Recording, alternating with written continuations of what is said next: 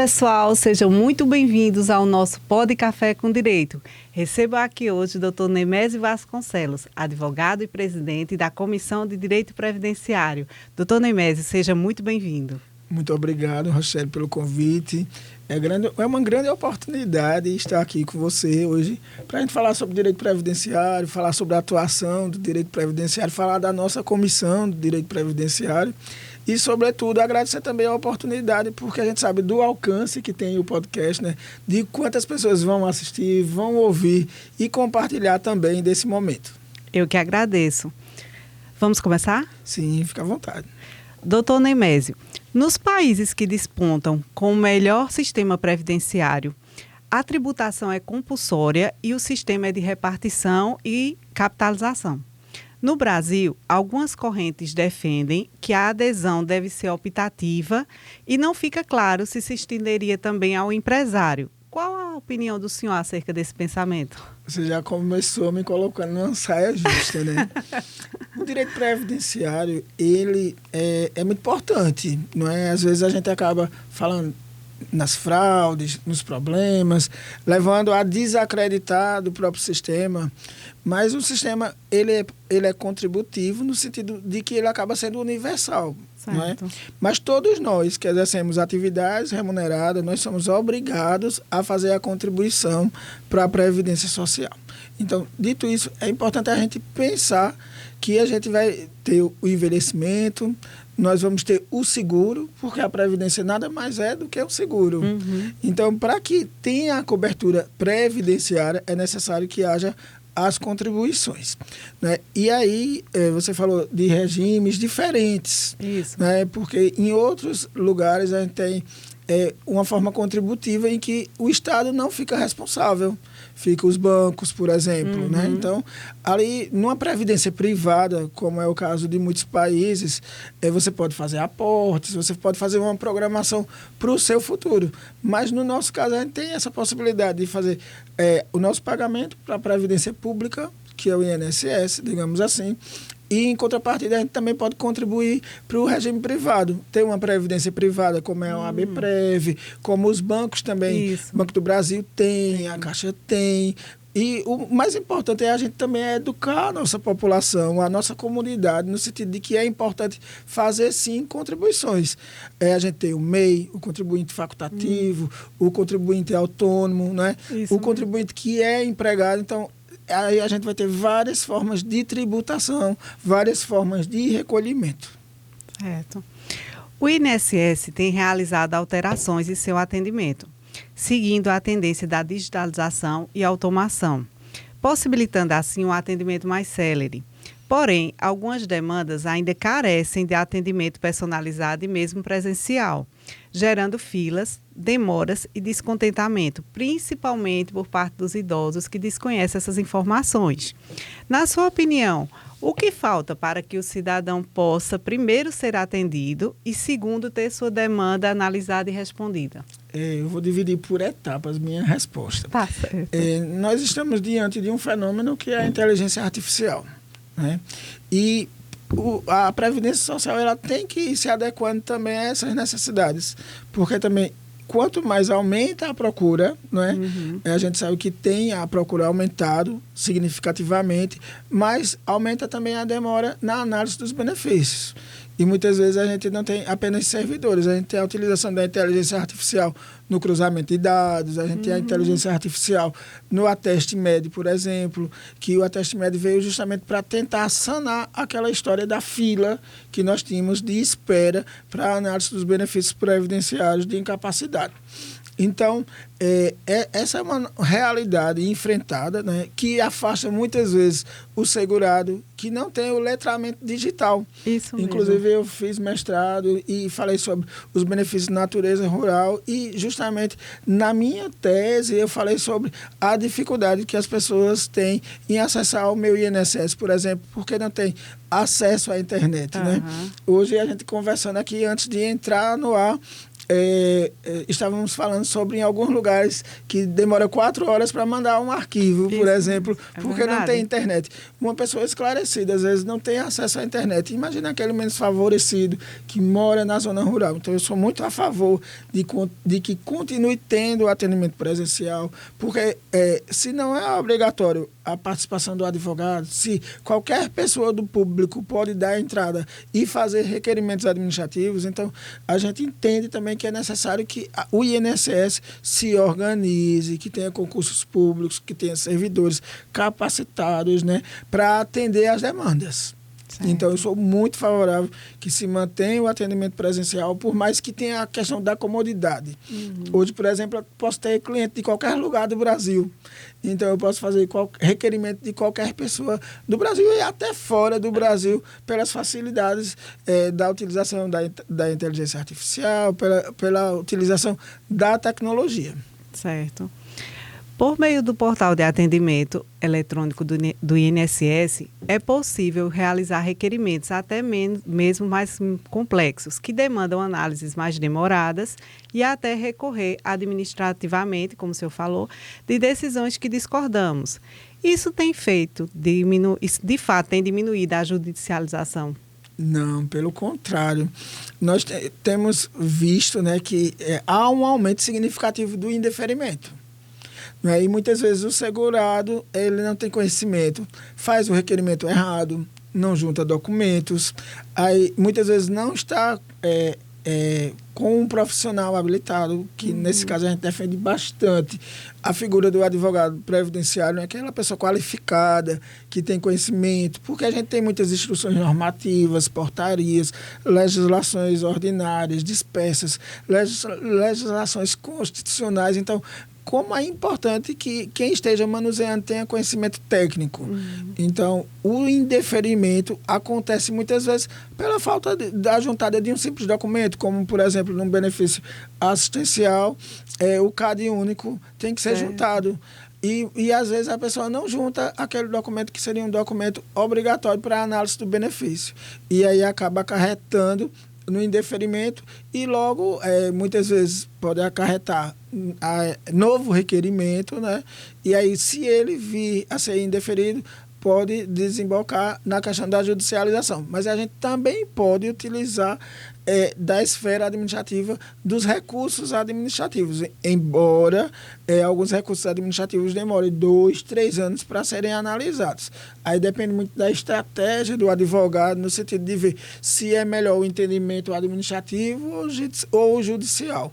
Porque o judicial é muito mais célere, né? Mas muitas vezes o entendimento da própria administração é muito melhor para o segurado. Então, sempre analisar o que seria melhor para o segurado. Certo.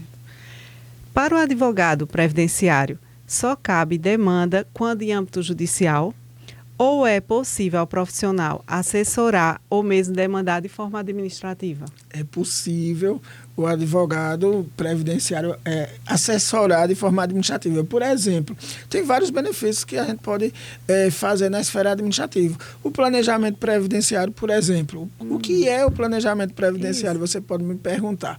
Então, o planejamento previdenciário é eu estudar a vida contributiva daquele segurado, ver quanto tempo ele tem de contribuição, ver quanto ele estava pagando, né, para a Previdência, ver quanto tempo ainda falta pagar, não é? E ver também quanto ele pode se organizar no sentido de qual seria a renda mensal inicial do benefício dele. Não é? Então, nesse caso, ele tem essa possibilidade de contratar um advogado, para o advogado não apenas contar o tempo que ele tem de contribuição, e sim planejar a sua aposentadoria. Pode também atuar no sentido de emitir parecer, no sentido de fazer assessoria jurídica para municípios, porque temos também os regimes próprios. E o que é o regime próprio? É justamente aquele regime dos servidores públicos, entre servidores públicos municipais, estaduais, federais, com regras distintas das regras do INSS. Então, o advogado previdenciário ele tem um leque de oportunidades e possibilidades. Certo. Tomando por base suas experiências judiciais com Previdência, como o senhor avalia as chances de sucesso daqueles que precisam adicionar o judiciário e o que o contribuinte que espera fazer uso um dia desse sistema deve fazer para garantir um trâmite positivo ao seu pedido de aposentadoria? Na minha opinião, o judiciário ele é célere nesse sentido, é eficaz, né?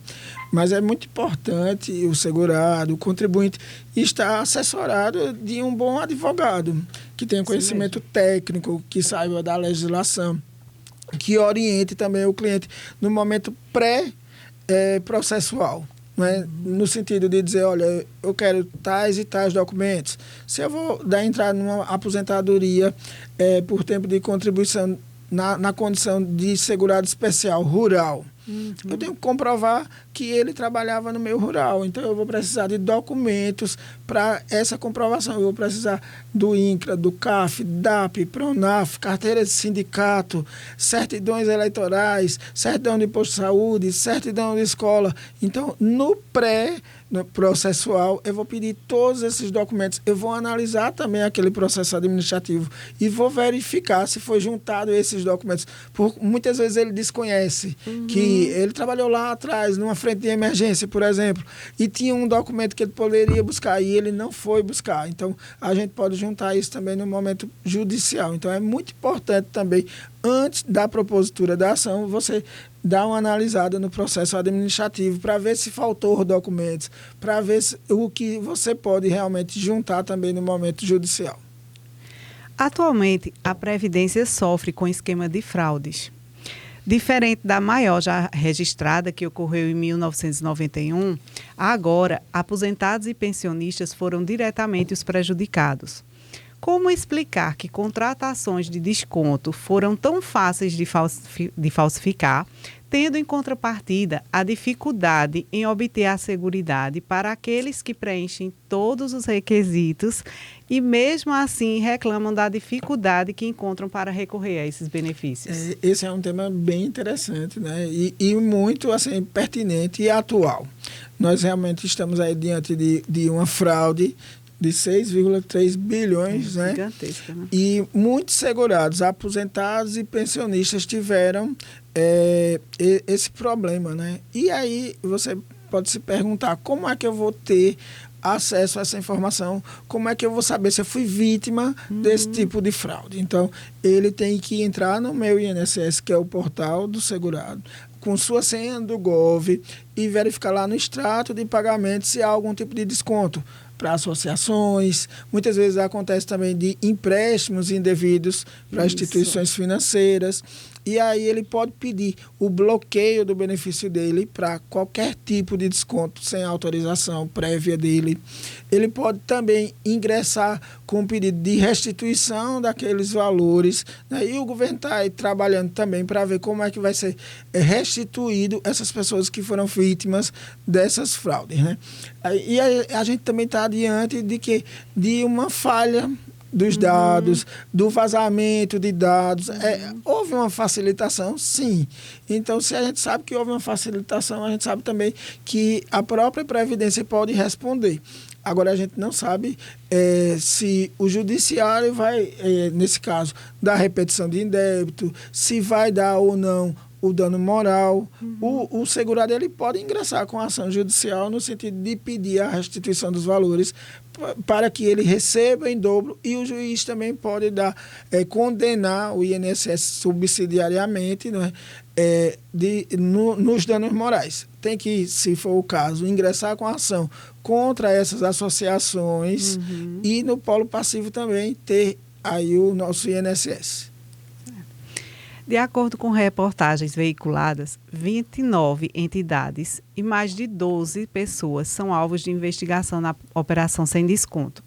Porém, o maior ponto de destaque foi a responsabilidade do ministro Carlos Lupe e agora sua renúncia. Na sua análise, essa renúncia influencia nas investigações? Eu acho a renúncia muito importante, né? No momento que está sendo investigado, Se fala aí que esses problemas começaram lá em 2019. A gente não sabe quantas associações foram beneficiadas, a gente não sabe quem de forma direta ou indireta foi beneficiado. As investigações vão colher esse tipo de informação para responsabilizar criminalmente, né? A gente vai ter a responsabilidade civil e criminal dos envolvidos. A partir do momento que o ministro renuncia, eu acho até muito interessante, porque facilita a continuidade das investigações. A gente sabe que vai também ter outros desdobramentos, como, por exemplo, pode ocorrer CPIs, né, audiências públicas. Então, outras esferas políticas serão envolvidas nessa investigação, o que poderá dar maior credibilidade. Os números de operação sem desconto ultrapassam 6 bilhões. Esse número parece inexpressível para o orçamento anual da Previdência, que permeia na ordem de trilhão. Partindo da necessidade urgente de obter o recurso através dos reembolsos nesse esquema de fraudes e fazendo uma correlação com a morosidade característica do nosso judiciário, o senhor acredita nessa possibilidade? Esses aposentados e pensionistas podem manter essa esperança de serem reembolsados? Eu tenho acompanhado muitas informações na imprensa e aí o INSS tem dito que irá ressarcir, né? Como primeira medida foram suspensos os descontos, né? E todo e qualquer desconto, inclusive aquele desconto que era real, né? Porque a gente sabe que muitos sindicalizados, eles pagam a contribuição para os sindicatos. Eu atuo muito no meio rural e é muito comum o sindicalizado autorizar o desconto em pró do sindicato rural. Então, tem muitas autorizações também que são reais, que não são fraudulentas. Então, a gente não pode pensar só na má-fé, que a gente, às vezes, em vez de presumir a boa-fé, a gente presume uma má-fé. Então, eu acredito que o governo vai tentar ressarcir, não é? Mas a gente não sabe se a curto prazo, a longo prazo, se vai ressarcir em dobro ou não. Provavelmente não vai ressarcir em dobro. Pode ser que venha a ressarcir, mas quando, como, nós não sabemos ainda, né? Então, é importante acompanhar esses desdobramentos, mas eu sempre aconselho verificar o estado de pagamento, ver se ainda está havendo descontos que são indevidos e aí ingressar judicialmente com ação contra o INSS, contra esses institutos, esses órgãos, essas associações, para que elas também sejam responsabilizadas na esfera civil. Certo. O INSS pode ser responsabilizado civilmente pelos descontos indevidos aplicados aos aposentados e pensionistas? Eu entendo que sim, não é? E é justamente a responsabilidade civil do agente público, né? Do agente administrativo. Se ele foi omisso, se ele foi negligente, se ele de forma direta ou indireta deu causa, ele pode responder. Então, nesses casos, nós vamos ter um aumento de demandas judiciais que muitas vezes irão tramitar na Justiça Federal, porque a competência, quando a gente fala de INSS, pode ser na Justiça Federal ou na Justiça Estadual. Nos casos de acidente de trabalho, por exemplo, é na Justiça Estadual. Mas nesses casos de indenização, de descontos indevidos, dessas fraudes, aí a gente vai para a Justiça Federal. Então, acredito que vai aumentar as demandas, vai aumentar o número de pessoas interessadas em verem esse ressarcimento, né? Então, a gente orienta que realmente quem teve prejuízo, quem conseguir visualizar que houve esse tipo de fraude no seu benefício, procure um advogado, entre com ação e peça, inclusive, uma antecipação de tutela para garantir que seja freado e estancado qualquer tipo de desconto indevido. Quanto tempo os aposentados e pensionistas devem aguardar para requerer uma ação conjunta, a fim de garantir o ressarcimento desses valores? Ou melhor seria aguardar o término das investigações? Eu particularmente não aguardaria término de nada e nem esperaria entrar coletivamente, não é? A gente sabe que tem muitos advogados previdenciários no nosso Brasil, no nosso país, e todos, com certeza, com interesse de demandar. Então, procuraria, né, um advogado ou a própria defensoria, né? Temos aqui na faculdade também o Núcleo de Prática Jurídica. Isso. E aí entraria com as ações até individualizadas mesmo, porque cada um tem o seu próprio prejuízo, a questão do tempo que foi descontado de um e de outro não, normalmente pode ser diferente, não é? Os valores podem ser diferentes também. Tem segurados que têm 2 benefícios, uma aposentadoria, outra pensão. Pode ocorrer de desconto nos 2 benefícios ou em um apenas. Então, é muito importante, né, que não durma. O direito não socorre àqueles que dormem. É avaliar cada caso, né? Também, não é? Exatamente. Agora, temos algumas perguntas que são mais frequentes. Qual é a diferença entre auxílio-acidente e auxílio-doença? Nós temos aí 2 benefícios de incapacidade. O benefício de incapacidade temporária, nós temos o auxílio-doença, ou que, na verdade, incapacidade temporária e incapacidade definitiva. Certo. Quando é decorrente de doença normal, é o auxílio-doença, não é o auxílio por incapacidade temporária. E aí o médico, se for na esfera administrativa, vai analisar os requisitos, o CID da doença, o período de repouso, né? E aí conceder ou não o benefício, podendo haver o desdobramento na judicialização. O acidente do trabalho é aquele quando você está indo para o trabalho ou no trabalho. Digamos que um agricultor, ele estava com a enxada lá capinando o mato, cortou um dedo, né? Então, ele pode ter direito aí a um auxílio-acidente. Um bancário, hoje tem muitos problemas mentais, né? Problemas psíquicos, aí ele é diagnosticado, tem um laudo de Burnout, né? E aí ele pode ter o CAT, nesse caso aí também é acidente do trabalho. Então, distinguir o auxílio-doença para o auxílio-acidente é nesse sentido. Não é todo empregado que é vítima, não é, que tem uma diminuição de sua capacidade laborativa decorrente da sua situação de trabalho. Por exemplo, também, digamos, um radialista, certo, que ele começou a ouvir menos. Então, ele pode ter esse desdobramento aí no acidente de trabalho. Certo. Eu queria que o senhor explicasse um pouco sobre a diferença entre salário família e salário maternidade e de que maneira pode ser requerido esse benefício. É interessante também. O salário maternidade é um benefício para empregados e contribuintes, né? A gente tem um contribuinte facultativo, a gente tem um contribuinte de baixa renda, tem um contribuinte autônomo. Esse salário maternidade, ele é concedido para a mulher que teve seu bebê, né? E aí ele é durante 4 meses. Nesse caso, se for a empresa paga, né? Tem também a questão do 13º aí proporcional durante o período que estiver afastado. Tem algumas empresas que concedem esse salário de maternidade por mais tempo, 5 meses, 6 meses, e aí tem que ver a questão da convenção coletiva. Já o salário família é aquele benefício que você vai receber no seu contra-cheque, porque você tem um filhinho menor.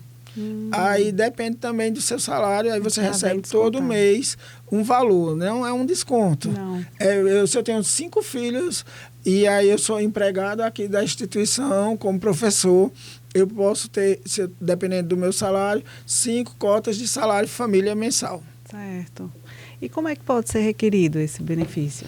O salário família, a empresa é quem vai pagar no contra-cheque do segurado, né? E o salário maternidade vai ser, se for empregado, ele vai intermediado pela empresa. Se ele for contribuinte ou até agricultor também, ele vai fazer o requerimento administrativo. Caso o requerimento seja negado, aí ele vai poder judicializar também. E pensão por morte? O que significa? Quem tem direito? Quem pode requerer? A pensão por morte é diferente da pensão alimentícia. Eu vou fazer essa conexão diante da pergunta anterior. E a pensão por morte ela é concedida ao cônjuge sobrevivente ou ao dependente, que pode ser pai, mãe. Muitas vezes a gente esquece do pai e mãe. E também esse dependente pode ser um maior inválido. Não é? Então, eu tenho um filho inválido, faleci, ele é maior de idade, ele pode fazer o requerimento para ter direito a uma pensão por morte. Só que aí, nesse caso, vai ter que ter a comprovação da invalidez dele. Então, ele deve ter um curador, ele vai fazer uma perícia médica no INSS para comprovação dessa invalidez, entendeu? Se for minha esposa, por exemplo, e eu vim a óbito, então ela vai ter direito à pensão desde que eu esteja contribuindo. É importante também dizer aqui, se eu estiver aposentado é uma coisa, se eu estiver contribuindo é outra, e o cálculo da pensão, aqui nós tivemos uma reforma da Previdência em 2019, mudou. Antes era 100% do salário de benefício, do salário contributivo. Hoje a gente começa com 60%, aí tem que ver se já tem outro benefício ou não, para ver se vai acumular. E o benefício de pensão por morte, ele também pode ser temporário. Aí vai depender da idade da pessoa que vai ter acesso. Se for uma pessoa com 18 anos, por exemplo, companheira, ela não vai receber de forma permanente, ela vai receber de forma temporária. Então, a idade também é outro fator que vai influenciar na concessão do tempo daquele benefício de pensão por morte. O senhor falou aí do caso pai e mãe receber esse benefício. Quais os requisitos para que Digamos que você seja uma filha solteira, não tenha filhos e sustente seus pais e more na mesma residência. Então, seus pais vão ter que comprovar a dependência econômica em relação a você. Comprovando essa dependência econômica, eles podem, se eles não tiverem renda, né, e aí provar que dependiam dos seus esforços, ter acesso à pensão por morte. Certo. Uma coisa que a gente tem que difundir, não é? Muita gente não sabe. Não sabe, E para quem não sabe ainda, o que é benefício da prestação continuada, o chamado BPC-LOAS, e quem pode solicitá-lo? O benefício de prestação continuada, hoje eu estava até gravando um vídeo para o meu Instagram, falando justamente sobre o benefício de prestação continuada. Ele é um benefício para pessoas idosas ou deficientes. Aí a gente vai ter, se for idoso, a gente tem que ter mais de 65 anos e comprovar a questão do critério da renda per capita, que é 1/4 salário mínimo. Certo. Se for deficiente, aí ele vai se submeter a uma perícia médica e uma avaliação social no INSS. Hoje, o benefício de prestação continuada passou a ser muito conhecido devido às pessoas que têm o transtorno do aspecto autista, né? O TEA. Então, muitas pessoas também não sabem que o mesmo grupo familiar, por exemplo, pode ter 2 benefícios de prestação continuada no mesmo grupo familiar. Então, pode ter 2 idosos, pode ter 2 pessoas que tenham a incapacidade também comprovada. Mas não podemos esquecer que, além disso, tem a questão do critério da renda per capita do grupo familiar, que tem que ser inferior a 1/4 do salário mínimo. Quem pode, assim, de que maneira é feito esse requerimento? O requerimento é feito na via administrativa, tem que comprovar a incapacidade, se for menor do que 65 anos, então tem que juntar um laudo médico.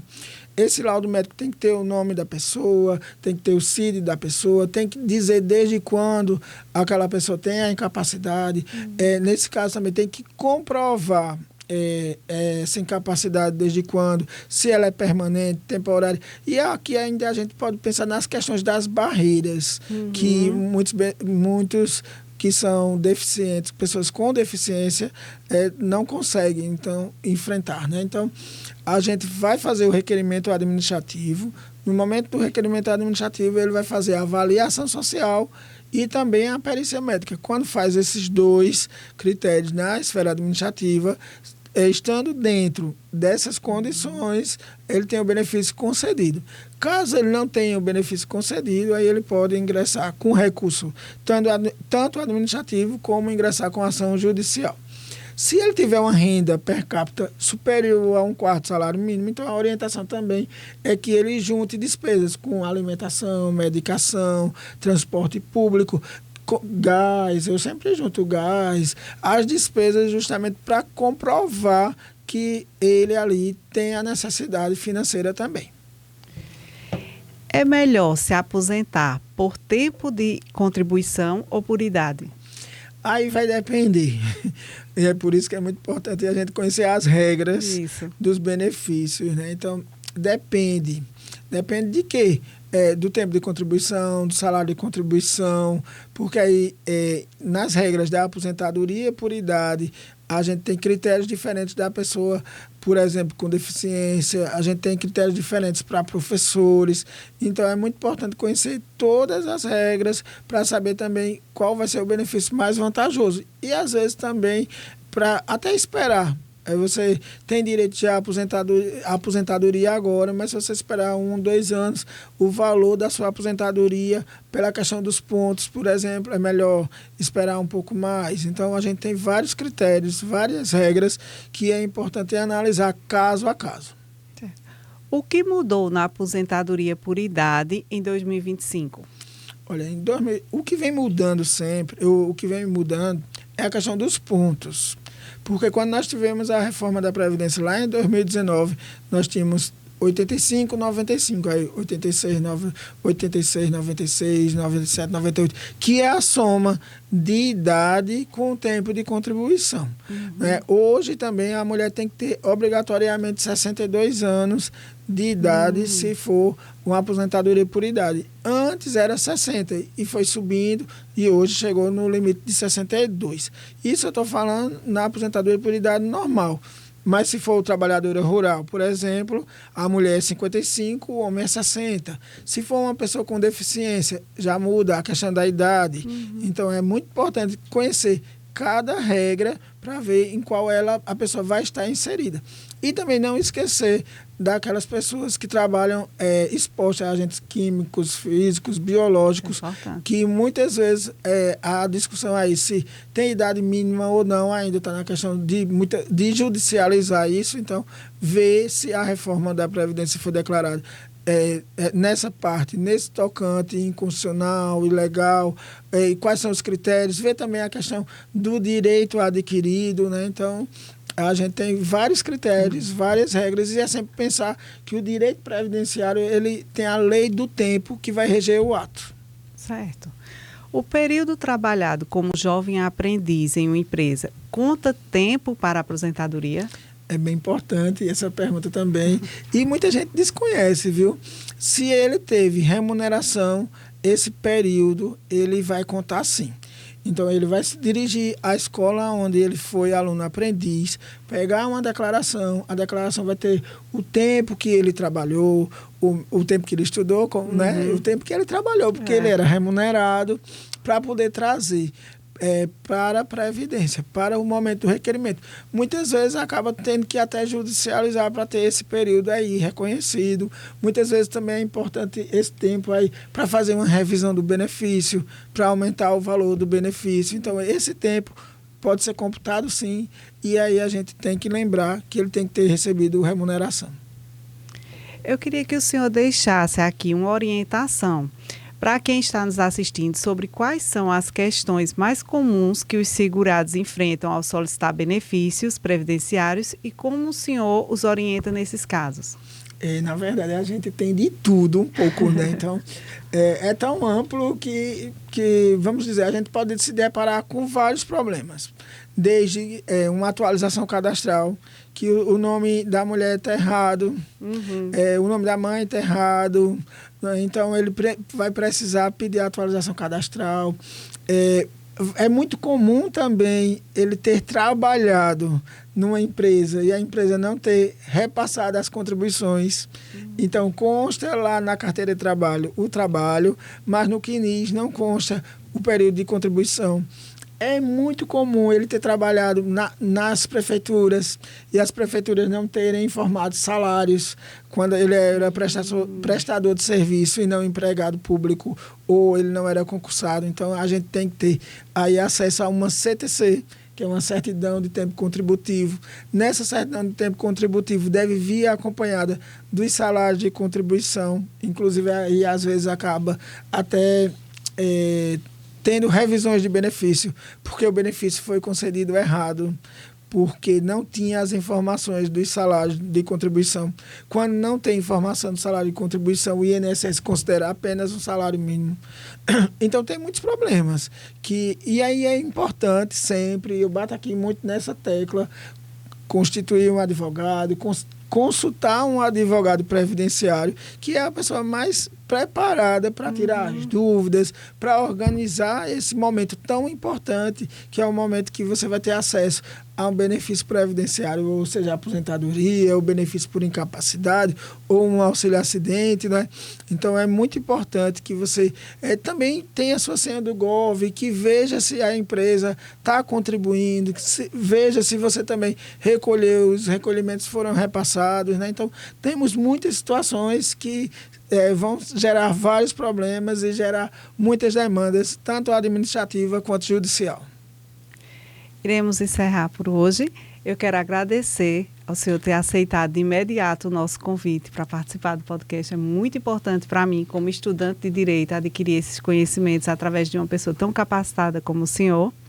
Já tinha ouvido falar do senhor como pessoa, mas assim, fiquei surpresa porque eu imaginava já que a conversa ia ser muito boa, mas me surpreendi porque realmente foi melhor do que eu esperava. Só tenho a lhe agradecer, de verdade. Eu que agradeço. É uma oportunidade mesmo. Eu estou à disposição sempre que você me chamar, sempre que houver essa oportunidade. Eu falo que é uma oportunidade porque é levar o conhecimento, trazer informações sobre o direito, muitas vezes trazer riqueza, né? Porque dignidade é riqueza.